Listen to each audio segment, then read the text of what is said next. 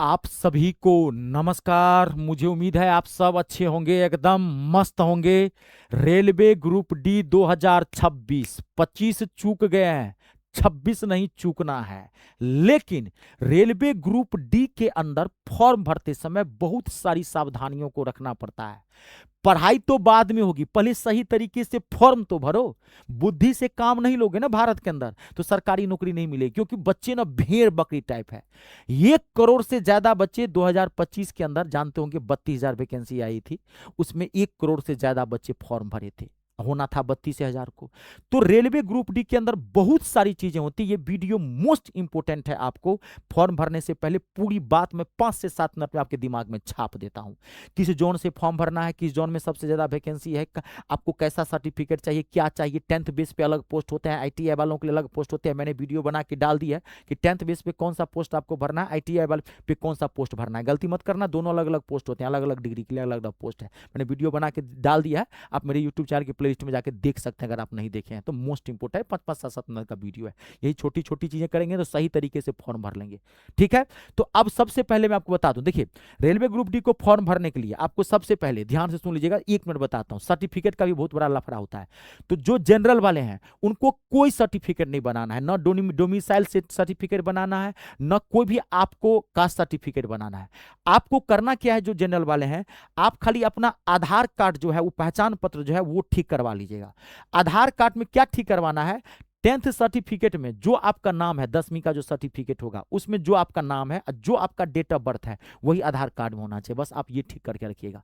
अब जो आरक्षित वाले स्टूडेंट्स हैं, जो मान लीजिए ईडब्ल्यूएस वाले हैं, ओबीएस वाले हैं, ओबीसी वाले हैं, एसटीएससी वाले हैं, हैंडीकैप वाले हैं, तो सबको आरक्षण चाहिए, तो उनको 2 सर्टिफिकेट बनाना पड़ेगा। वो भी दोनों नया 2026 वाला। पहला certificate domicile certificate. Domicile certificate मतलब मूल आवास प्रमाण पत्र, आप किस रेजिडेंस, आपका रेजिडेंस किस राज्य से है, लेकिन राज्य का नहीं बनाना है।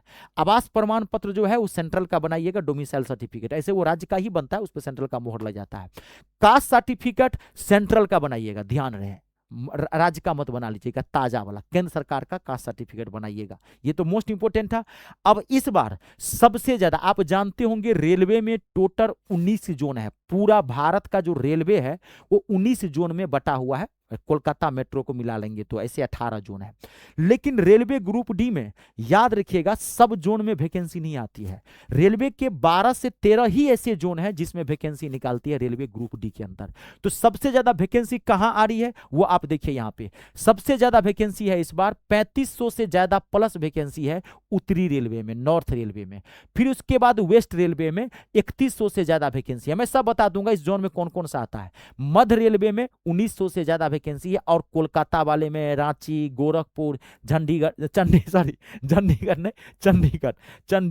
इस सब में जो है आपको सबसे ज्यादा वैकेंसी आती है। हमेशा इसी समय वैकेंसी आती है। ये कौन से, ये देखिए, अब ये कौन सा, अब जानते कौन सा एरिया हो गया अपना, यूपी, बिहार, पश्चिम बंगाल, महाराष्ट्र, सबसे ज्यादा इसी सब जोन में वैकेंसी आती है, क्योंकि सबसे बड़ा राज्य भी यही है और सबसे ज्यादा इसी की जरूरत पड़ती है। बाकी सब जगह देखिए, अब उत्तरी जोन में, जो उत्तरी रेलवे में सबसे ज्यादा वैकेंसी आ रही है, उत्तरी रेलवे में कौन कौन से शहर आते हैं, कहां कहां से आप भर सकते हैं, नई दिल्ली, अंबाला, फिरोजपुर, लखनऊ।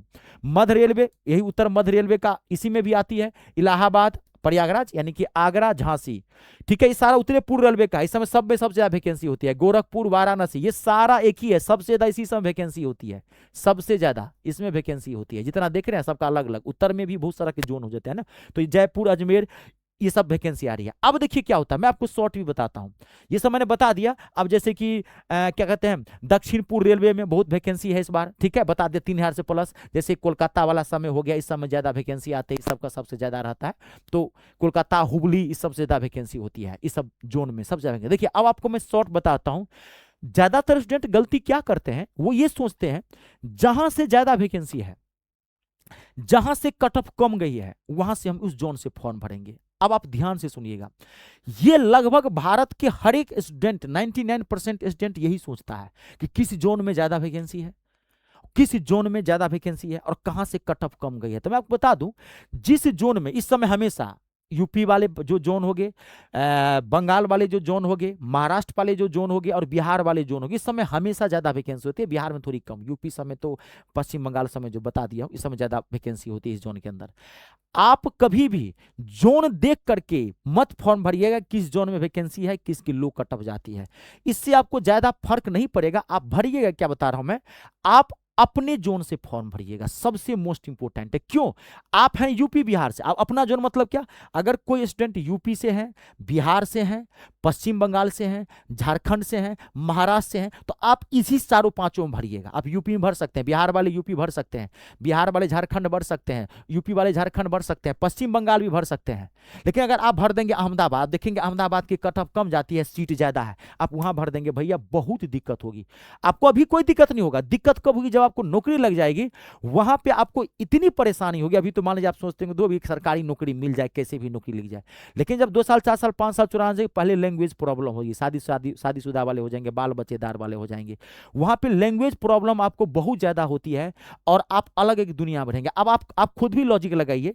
मान लीजिए कि मैं कहता हूं बेंगलोर में सबसे ज्यादा कट ऑफ कम जाती है, मैं आपको एक बात बता रहा हूं, बेंगलोर में सबसे कम कट ऑफ कम जाती है, वहां सीट भी ठीक ठाक रहती है, तो क्या आप कर्नाटक फॉर्म भर दीजिएगा बिहार के लिए? कितनी लैंग्वेज प्रॉब्लम होगी, कभी कभार आपको लैंग्वेज सर्टिफिकेट भी मांग लेगा, भरे क्यों हो भाई वहां पे?